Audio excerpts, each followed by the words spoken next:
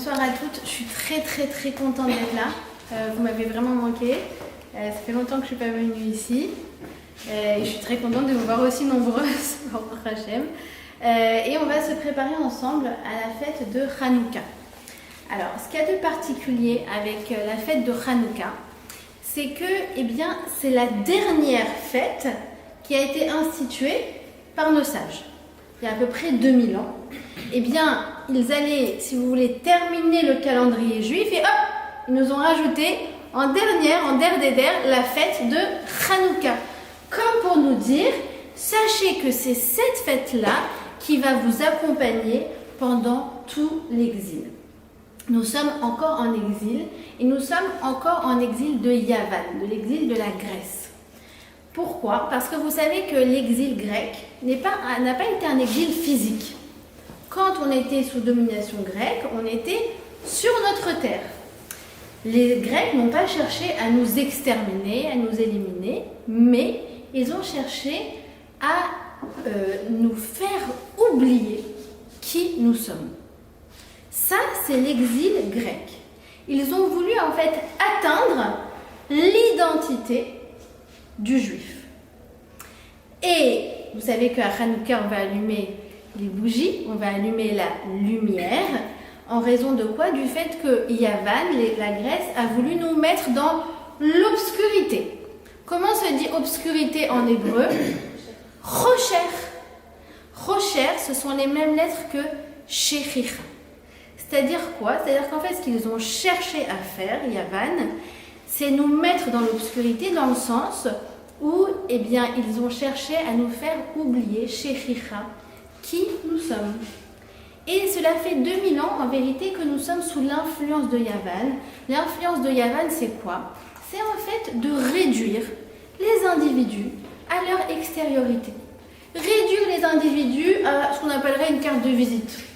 Réduire les individus à leur enveloppe corporelle, à leur apparence, à leur profil Instagram ou TikTok, ou je sais pas encore. Il y a encore un autre truc à part... je suis perdue là. Snapchat. Et Snapchat. Alors, donc on va essayer en fait, si vous voulez, de trouver, dans la fête de Hanouka, on va essayer de trouver les outils pour arriver à se souvenir de qui on est. On n'est pas qu'une apparence, on est une intériorité et c'est en fait tout le message que va venir nous rappeler les bougies de Hanouka. Alors en fait, comment s'est passé l'exil grec? Au début, on vivait en très bonne entente. Les Grecs étaient très admiratifs du peuple juif, de leur sagesse et de leur Torah. À tel point que Alexandre le Grand, quand il a vu Shimon Hatzadik, le Kohen Gadol, waouh, il s'est prosterné devant lui, devant sa sagesse, devant la grandeur de ce personnage. C'est écrit également que Platon a rencontré le prophète Jérémie, qu'ils ont échangé, ils ont eu des dialogues philosophiques et qu'à la fin, Platon ne savait plus s'il avait affaire à un homme ou à un ange, tellement son intelligence était fulgurante.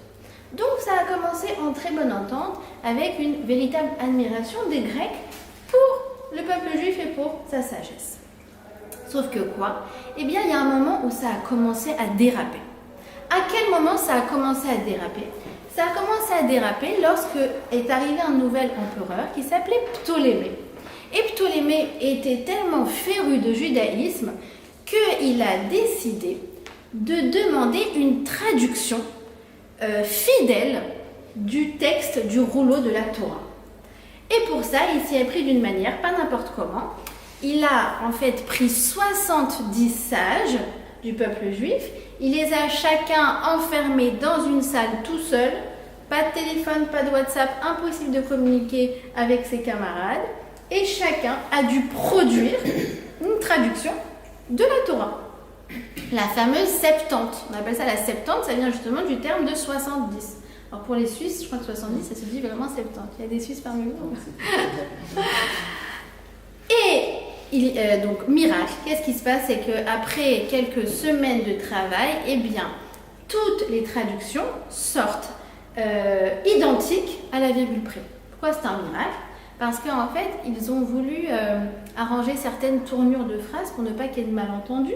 Et donc, en fait, chacun à sa sauce a fait quand même quelques petits arrangements pour ne pas que, eh bien, on prenne les choses de la mauvaise façon. Et chacun a eu la même inspiration à propos des mêmes tournures. Et c'est sorti identique à la virgule près. Heureusement, parce qu'entre parenthèses, eh bien, l'empereur les aurait zigouillés. Donc, il se retrouve avec cette traduction. Ah, Bereshit bara Elohim et Hashamim betaret. Au commencement, Dieu créa le ciel et la terre, etc., etc. Les 53 parachiotes ont été traduits en grec. Et pour eux, c'est l'euphorie. Enfin, on a accès à la sagesse juive. Sachant que la Grèce, à l'époque, c'est comme vous diriez aujourd'hui les États-Unis. C'était une langue qui était accessible à tous, le grec. Comme vous auriez dit, aujourd'hui, on a traduit en anglais, c'est bon, du coup, c'est accessible à tous. Eh bien, sachez que pour nos sages, c'était pas du tout l'euphorie. Ils ont dit que c'était une catastrophe, que cet épisode était une catastrophe. Et d'ailleurs, à ce propos de cet épisode, ils ont institué un jour de jeûne, le jour du Distevet. Une des raisons pour lesquelles nous jeûnons le Distevet, c'est à cause de la Septante, à cause de la traduction de la Torah en grec. Et nous, on se pose la question. Et on se dit, mais je comprends pas, qu'est-ce qu'il y a de si catastrophique? C'est vrai, c'est génial, la Torah accessible à tous.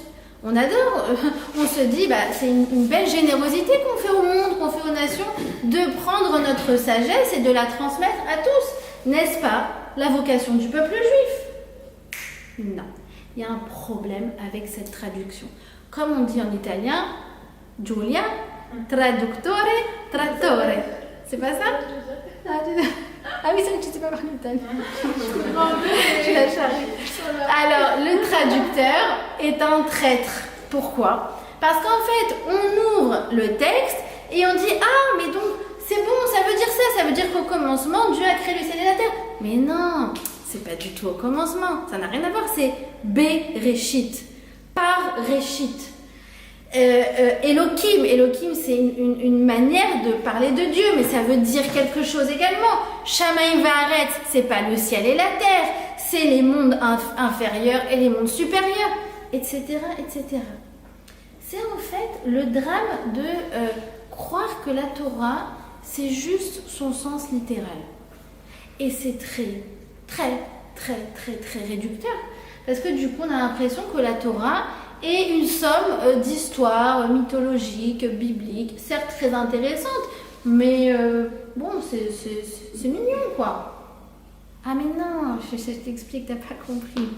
La Torah, le rouleau de la Torah, le Sefer Torah, c'est en fait la sagesse de Dieu, Chochmat Elohim, qui l'a fait quoi? Il a zippé, et il l'a mis dans un fichier zip,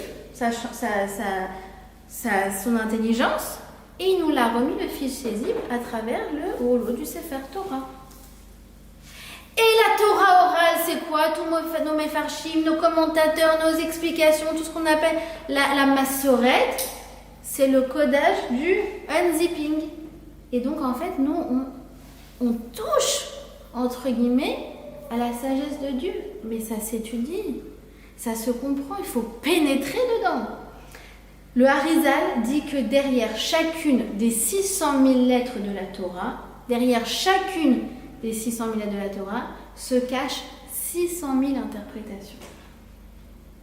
Et après, on veut nous faire croire que c'est juste des histoires. Alors, moi, il m'est arrivé quelque chose d'assez incroyable dans ce sens. Il y a 2 mois, avant le 7 octobre, c'était la veille de Hoshana Rabbah, il y a ma voisine qui me dit « Écoute, il faut que je te parle. » Bon, ma voisine qui n'est pas pratiquante, elle-même, elle se définit comme chilonite, même si j'aime pas du tout le terme, d'accord, mais en tout cas, pas du tout pratiquante. Et là, elle m'interpelle, elle me dit, écoute, je voudrais organiser un cours de Torah chez moi à la maison. Alors là, je la regarde. Bonjour Chagit, t'as pris un calmant, t'as pris quelque chose, qu'est-ce qui se passe d'un coup que tu te réveilles? Tu veux, toi, organiser un cours de Torah à la maison?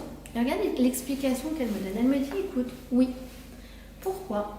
Parce que quand je vous vois vivre, toi, ton mari et tes enfants, eh bien, je me rends compte que toute cette Torah, vous la transcrivez dans votre vécu.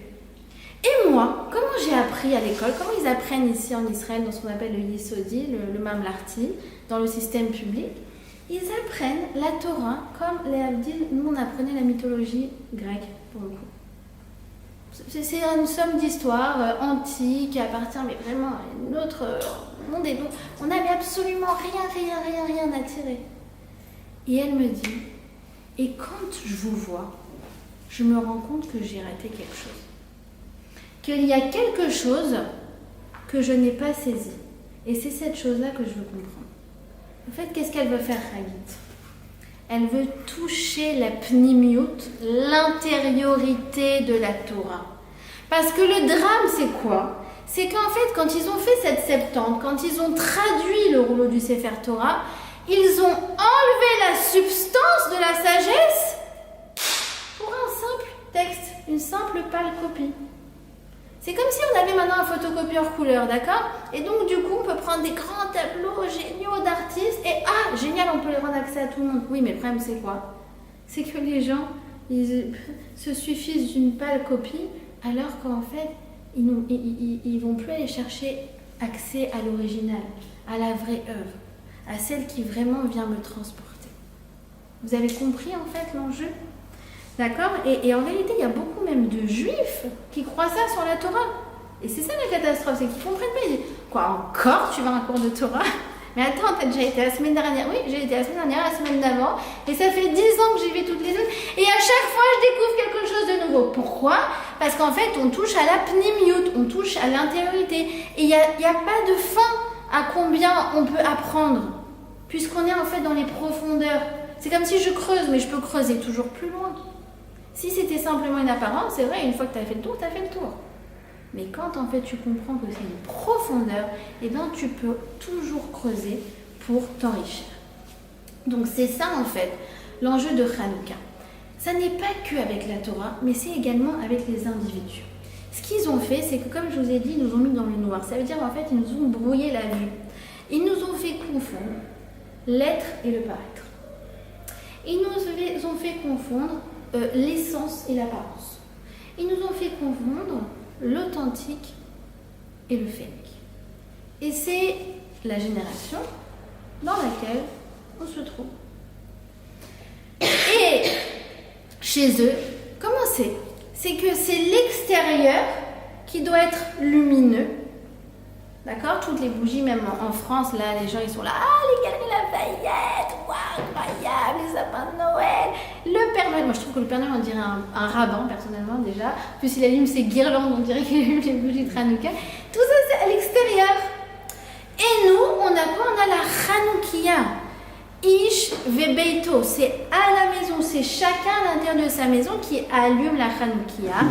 Bepetach abayit, c'est-à-dire à l'entrée de la maison ou à l'entrée de la fenêtre. Pourquoi? Pour que ce soit l'intérieur qui vienne jaillir sur l'extérieur.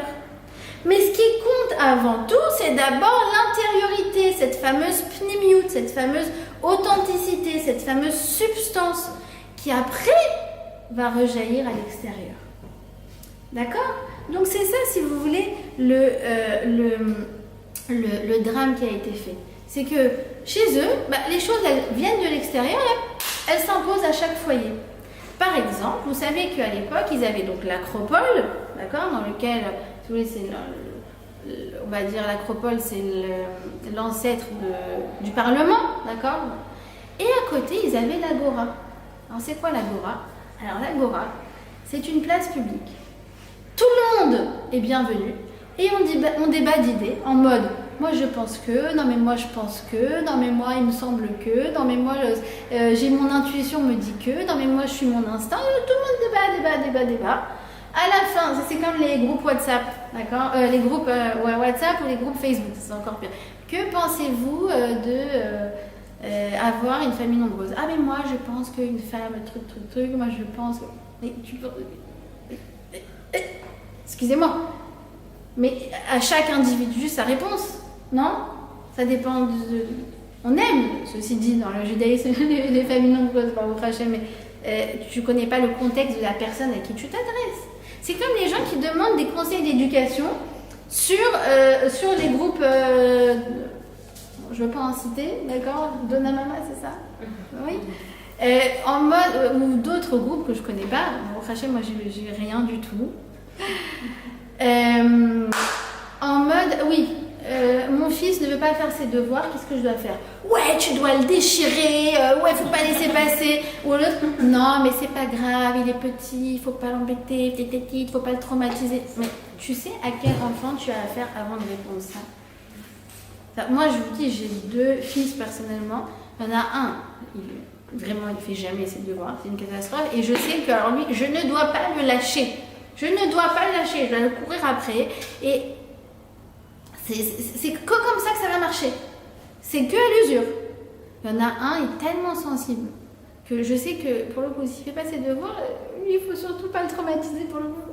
Mais attendez, on s'adresse encore une fois à des neshamot, à des individus, à des identités. On n'est pas des copier-coller des individus comme ça qui sont copier-coller. Non, mais si ça marche avec lui, ça va marcher avec l'autre. C'est des méthodes systématiques. Non. Vous voyez ce que je veux dire? Et donc c'est ça la Goura, c'est venir au débat de tout. Donc c'est l'ancêtre de la pub, de la télé, des débats où chacun... comment il s'appelle là? Comment il s'appelle, Cyril Hanouna? Que pensez-vous? Oui, non, oui, non, oui. Ouais, alors moi je pense que... Mais sur la base de quoi? Et à la fin on tire les conclusions et hop, on rapporte chacun dans son foyer. Et donc c'est les gens qui vont te dire, ouais mais à la télé ils vont dire que... Ouais, mais moi, c'est mes enfants, quand ils me disent ça. Ouais, non, mais tout le monde le fait. Alors, je t'explique. C'est pas du tout parce que tout le monde le fait qu'on va le faire à la maison. Mais d'où? Réfléchis 2 secondes. Quels sont les tenants, les aboutissants de la décision que tu es en train de prendre? D'accord?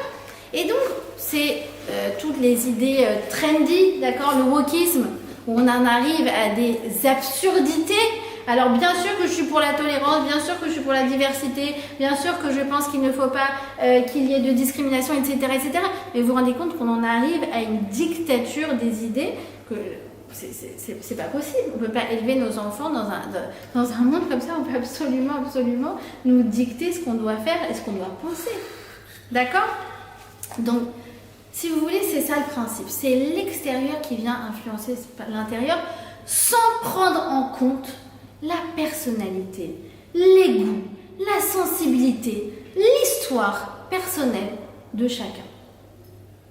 On a zappé l'intériorité. Vous voyez ce que je veux dire? C'est la mode aussi. Bah, oui, évidemment, c'est beau puisque tout le monde le met. Bah, y a plein de trucs qui sont à la mode qui ne nous vont pas forcément. C'est aussi quoi? C'est aussi les influenceurs. Les influenceurs, mais attends, 2 secondes. Tu veux m'imposer tes goûts, mais... Tu m'as demandé, moi, ce que j'aime avant de toi vouloir m'imposer ce qui est censé être beau. Vous voyez ce que je veux dire? On a voulu zapper tout ça. Et donc, c'est ça dont on doit sortir. On doit sortir du monde du paraître pour aller vers l'être. On doit sortir de cette extériorité et se recentrer sur nous.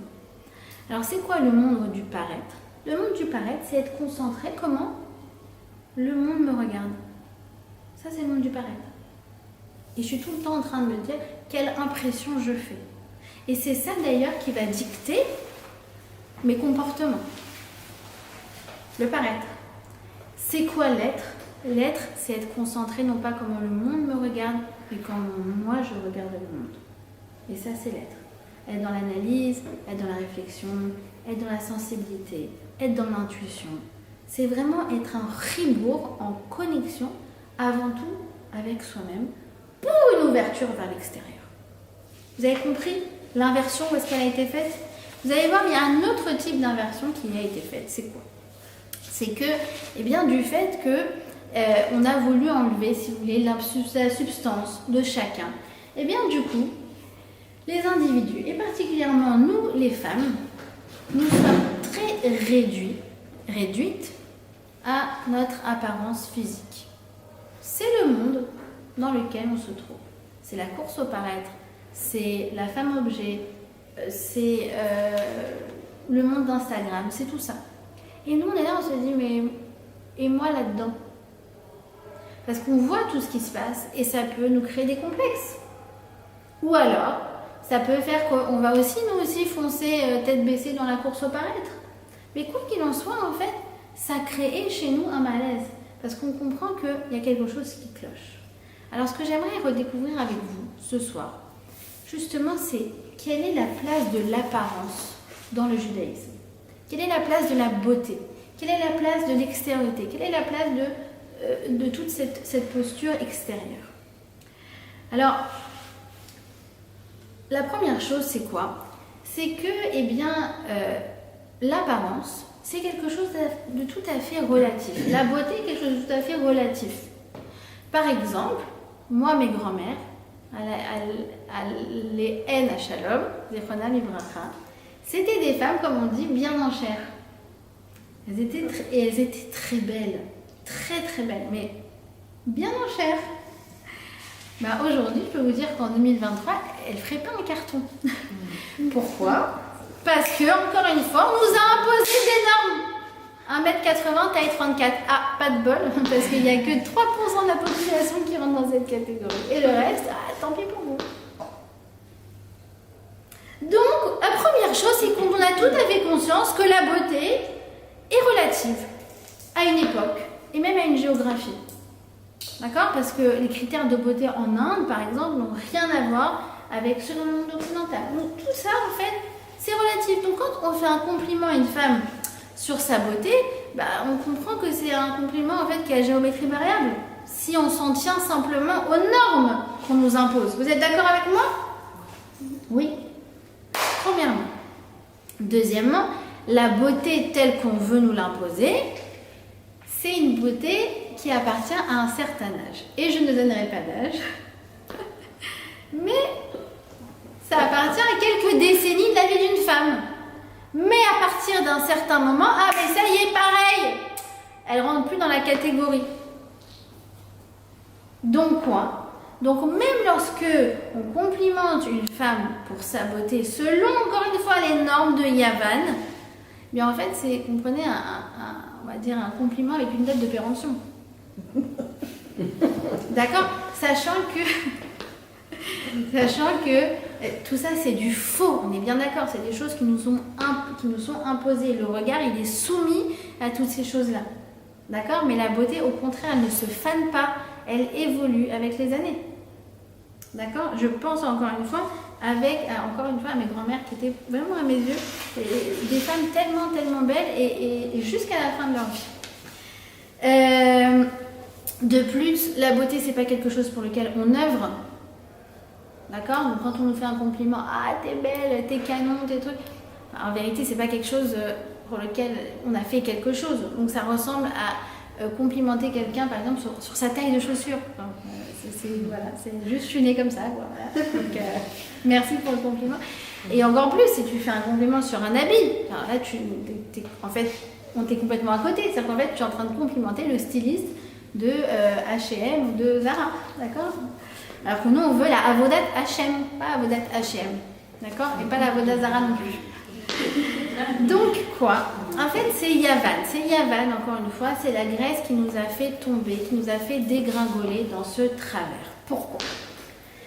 Je vais vous expliquer. C'est qu'en fait, Yavan, son père fondateur, il s'appelle Yéfet. Yéfet, Yafé, la beauté. Yéfet, c'est un des 3 enfants de Noach. Oui? Et c'est écrit que Yéfet, il doit servir dans les tentes de Shem. Shem, c'est quoi? Shem, c'est ce qui symbolise le contenu, le message, la sagesse. D'ailleurs, nous les Juifs, nous sommes descendants de Shem. Et c'est pour ça que les gens qui ne nous aiment pas s'appellent des anti-Shémites. Ça vient de là. D'accord? Shem. Eh bien, Yafet, c'est écrit comme ça dans la Torah, qu'il devait servir dans les tentes de Shem. Qu'est-ce que ça veut dire? Ça veut dire qu'en fait, le projet initial de Yéfet, de la beauté, de Yavan, était en fait de venir servir un contenu. Par exemple, quelqu'un qui délivre une conférence, un cours de Torah, un message. Si cette personne est bien apprêtée, alors le message va encore mieux pénétrer dans le cœur des interlocuteurs, des personnes qui écoutent.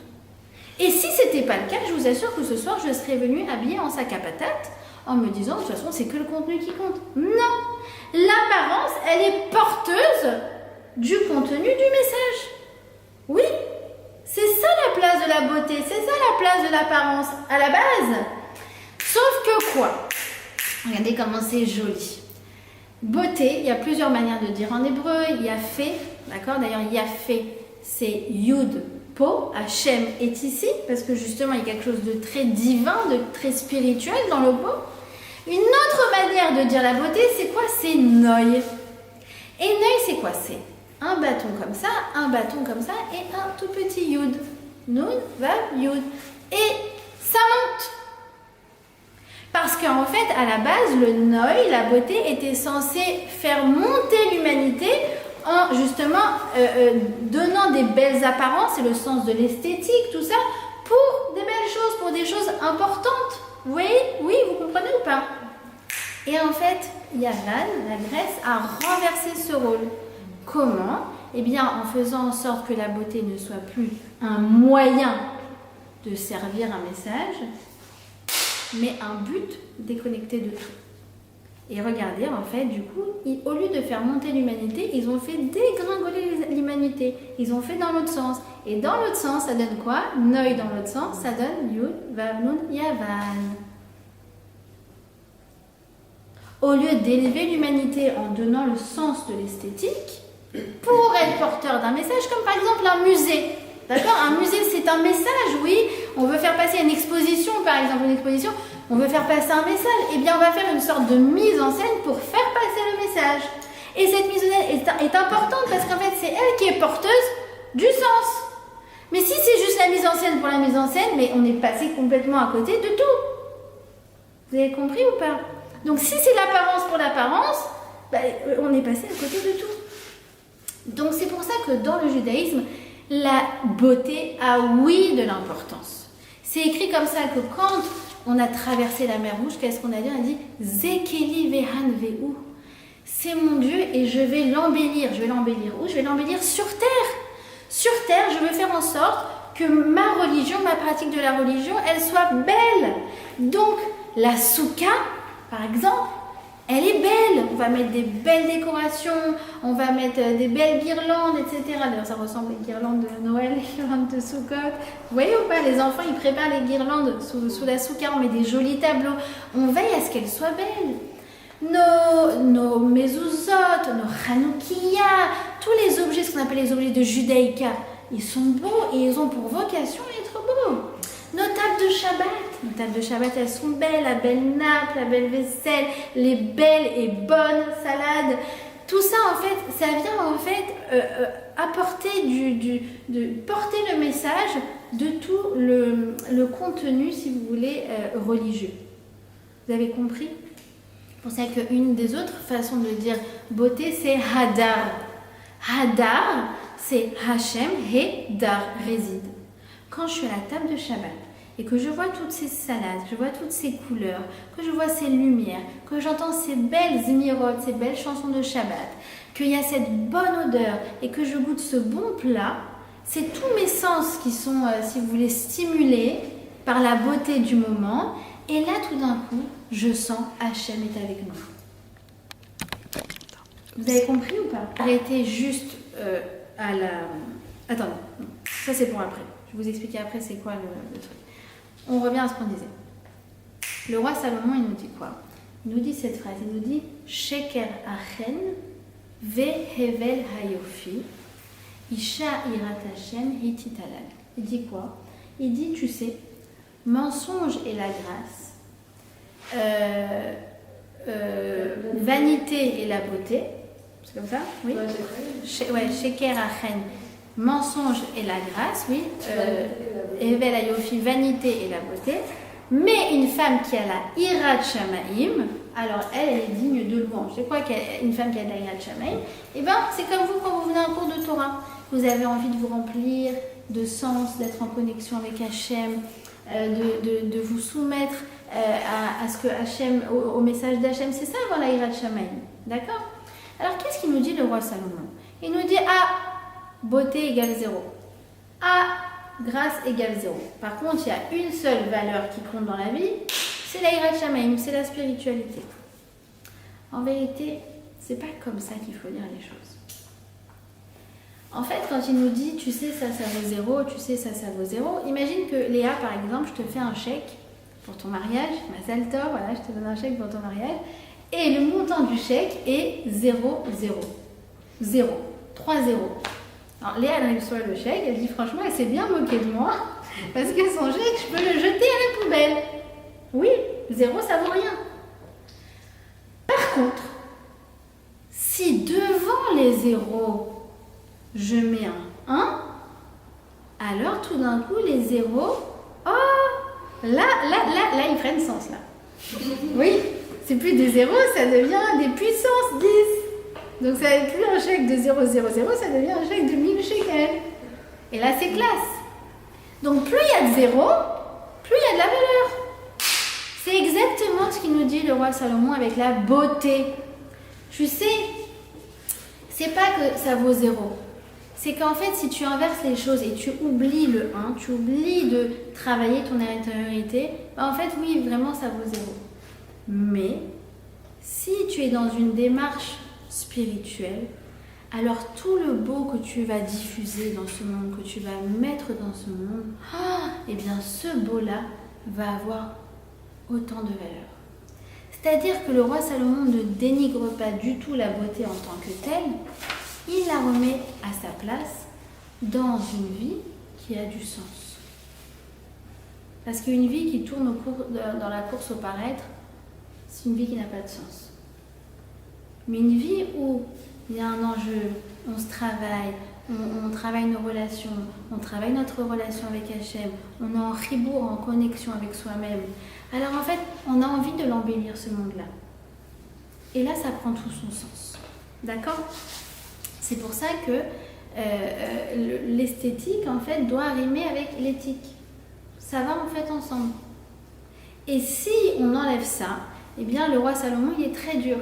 Il dit que si on enlève ça, si c'est sans valeur, sans rien, il dit même le beau finit par devenir laid.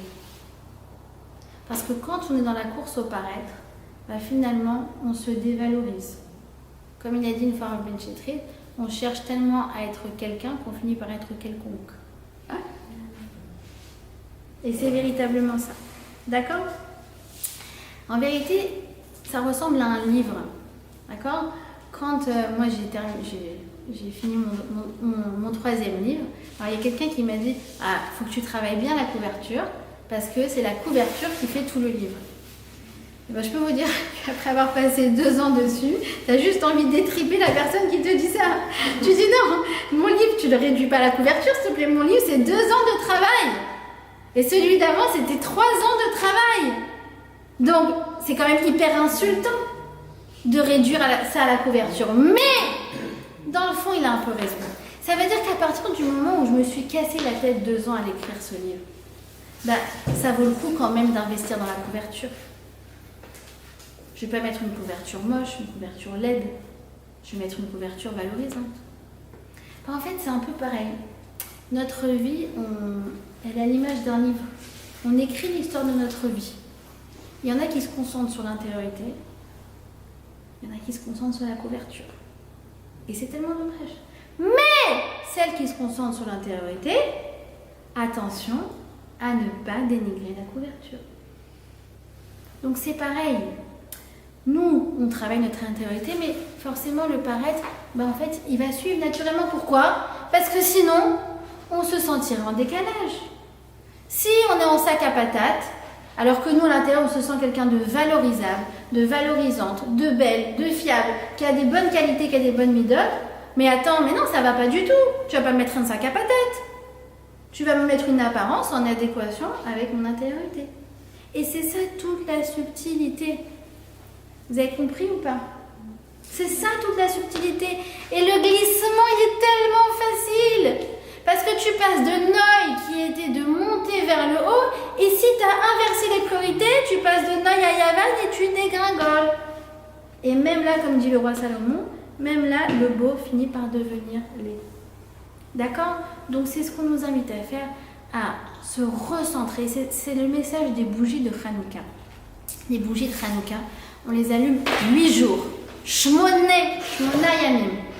Et on les allume avec quoi? Hashemen, avec de l'huile d'olive. Shmoné, Hashemen. Qu'est-ce que ça nous donne? Les deux mots, Torvers Céleste, ça nous donne Neshama.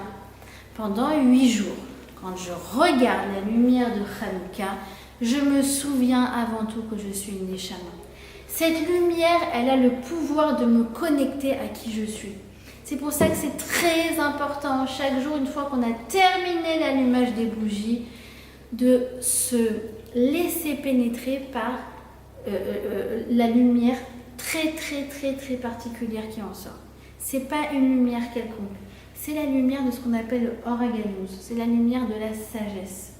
Et d'ailleurs, vous savez que Adam et Ève, ils ont passé en tout 36 heures au Gan Eden, 12 heures le premier jour et 24 heures le jour de Shabbat. Et après, ils ont été expulsés.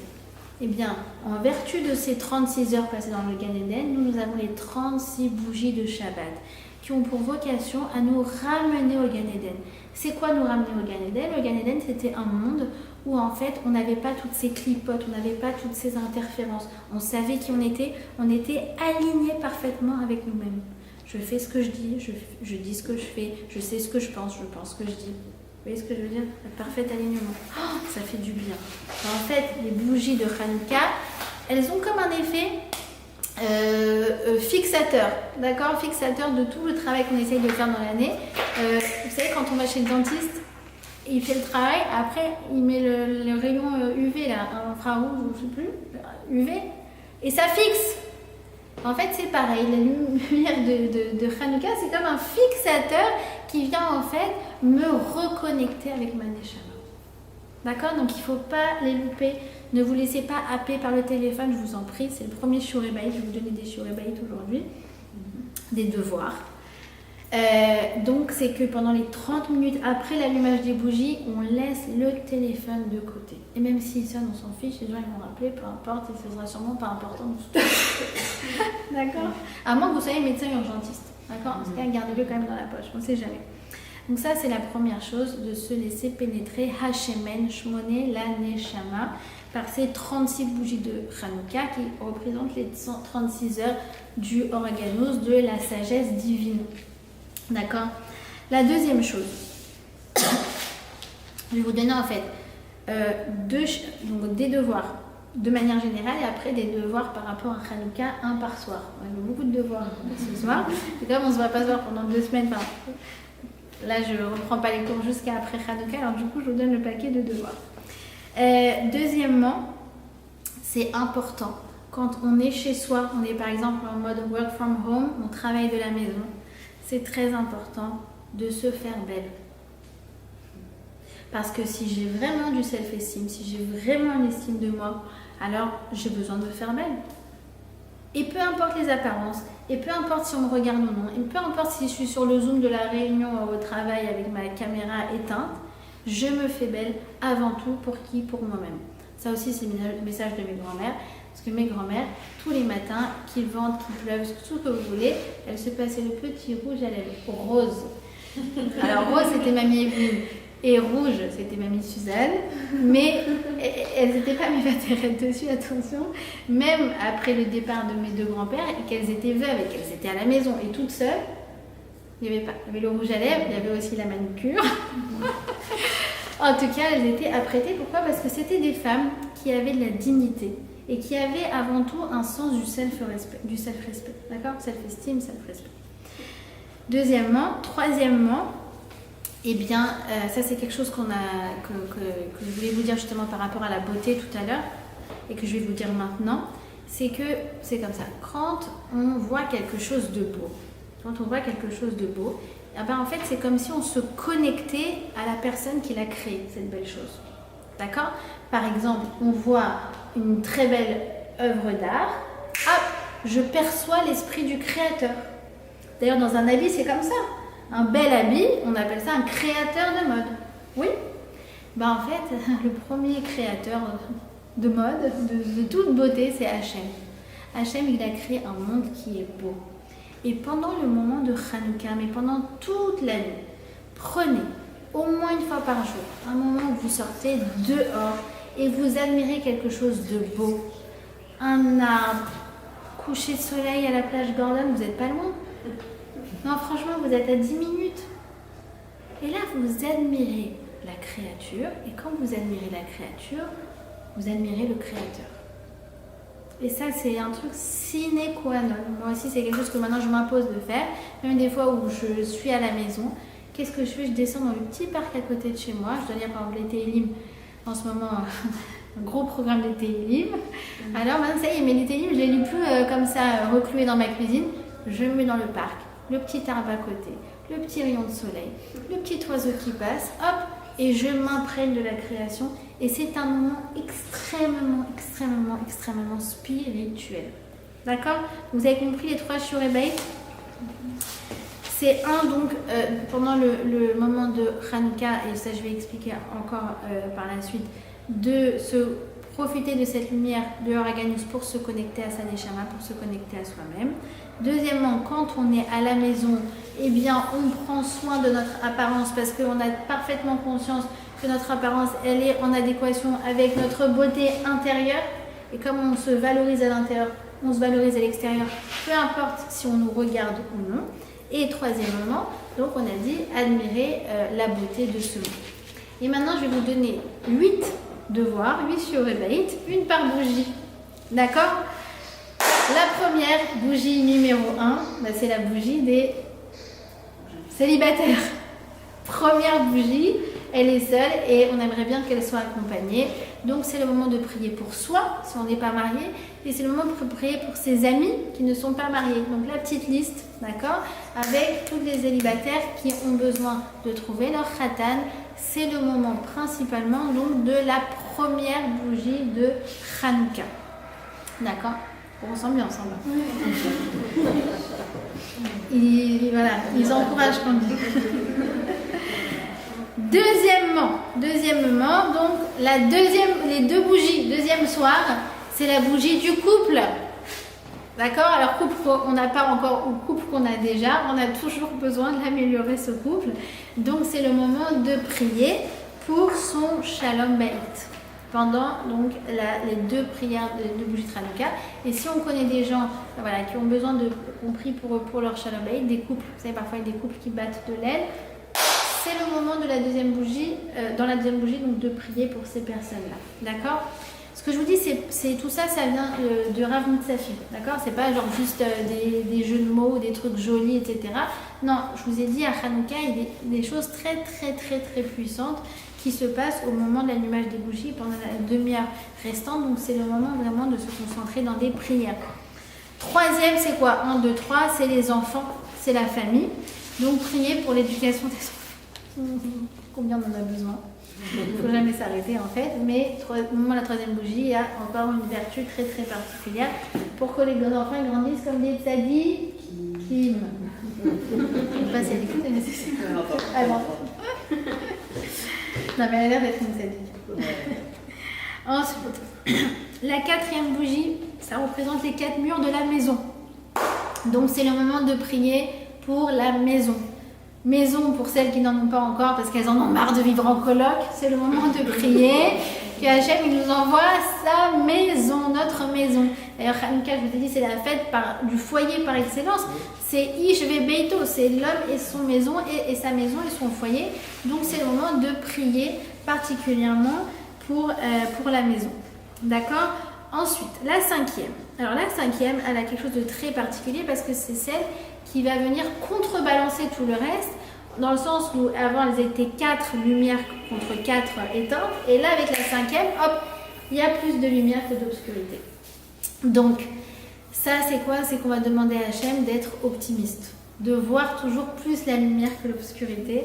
Alors pour celles qui sont comme moi très analytiques et donc très pessimistes, c'est le moment de prier pour qu'on arrive à toujours voir la lumière, à toujours voir le bien, à toujours espérer le bien et on en a ô combien besoin dans notre période actuelle.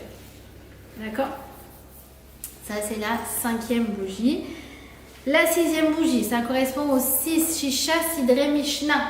Ça correspond à la Torah.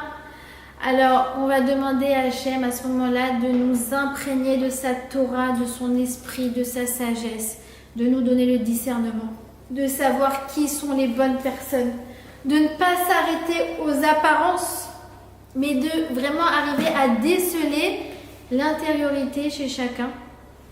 D'accord? Les bonnes neshamot, comme on appelle ça, les bonnes personnes, celles qui vont nous tirer vers le haut, celles qui vont être les bonnes amies. Et c'est pas toujours les plus sympathiques, vous savez, qui sont les bonnes amies. Les sympathiques, elles sont là, elles ont la touch et elles ont l'apparence, etc. Mais c'est pas forcément celles qui nous font du bien. Souvent, celles qui nous font du bien, c'est celles qu'on ne repart pas au premier coup d'œil parce qu'elles sont un petit peu timides, parce qu'elles ne se mettent pas en avant. Alors, en général, c'est à celle-là qu'il faut être mitra beret, d'accord? Donc, on veut s'imprégner de la lumière de la Torah, c'est la prière de la 6e bougie. 7e bougie représente le Shabbat. On veut des Shabbats de kiff, on veut des Shabbats de joie, on veut des Shabbats heureux dans notre maison, avec les 4 murs, dans notre foyer.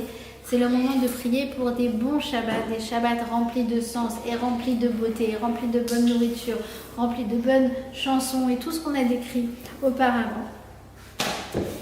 Et la 8e, eh bien la 8e, alors Zot Hanouka. Zot Hanouka, c'est un moment très très très spécial où le Rav Mitzafi, il dit que le moment de l'allumage de la 8e bougie de Hanouka, c'est un moment plus élevé encore que celui de la Neila, dans le sens où Hachem, il écoute toutes les tfilotes, et dans le sens où c'est un moment où on peut demander véritablement des miracles. La 8e bougie de Hanouka, donc Zot Hanouka, alors c'est le moment de prier. Prier pour un miracle, et encore une fois, Dieu sait combien on en a besoin en ce moment. Prier pour que tous les Khatoufim, tous les captifs rentrent à la maison. Et sans l'accord, sans avoir besoin d'un accord, d'échange ou de quoi que ce soit, ou sans rien du tout, qu'ils soient délivrés, comme on dit, Yeshua Tachem qui est Rephaïm, c'est-à-dire que en un clin d'œil et de manière unilatérale. Alors pour vous donner de l'espoir, j'ai souvent raconté cette histoire parce qu'elle donne beaucoup d'espoir. Sachez que dans les années 70, en 70, septembre 70, il y avait la Jordanie, les Palestiniens de Jordanie qui avaient détourné 4 avions commerciaux, ça veut dire 4 avions avec des civils, et qui l'ont pris en otage. Et ces otages ils sont restés pendant tout le mois de Elul, et le Baba Saleh à l'époque avait dit qu'il sortirait indemne, sain et sauf, juste avant Rosh Hashanah. Et effectivement, par un retournement de situation absolument miraculeux, eh bien, les Palestiniens ont décidé de les relâcher de manière unilatérale, sans aucun accord d'échange. La veille de Rosh Hashanah, en quelques heures, ils sont tous rentrés sains et saufs à la maison. D'accord? Et moi, je trouve que cette histoire, elle donne beaucoup, beaucoup de raison parce qu'on se dit ça a été possible et ça sera encore possible. Qu'Hachem envoie la Refoua Shalema à tous les blessés, il envoie la consolation à tous les endeuillés, qu'on ait le Shalom Be'erat Israël, et surtout, parce qu'on ne va pas se contenter de tout ça, la Géoula, Bezrat Hachem, très très rapidement, Bimera Beyamenu, Amen. Et sur ce, je vous souhaite une bonne fête de Hanouka.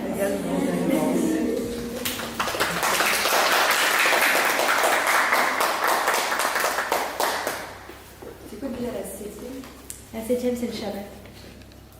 Vous avez des questions?